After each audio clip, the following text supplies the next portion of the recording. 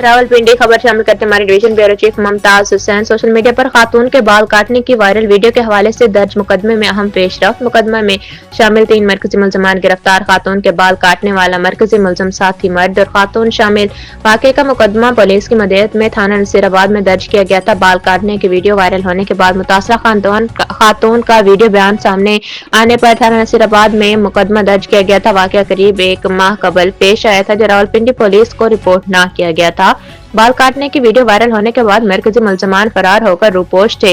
Rawalpindi police ने तमाम technical और ह्यूमन इंटेलिजेंस राय को बरोकार लाते हुए मरकजी मुलजमान को ट्रेस करके गिरफ्तार कर लिया।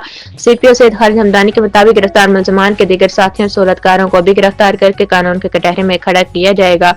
खवातीन पर तशद्दुद, ज्यादती या हरासमेंट की कतई कोई गुंजाइश नहीं। मुलविस मुलजमान कानून के शिकंजे से नहीं बच सकते। किसी शहरी पर जुल्म या बर्बरियत बर्दाश्त नहीं।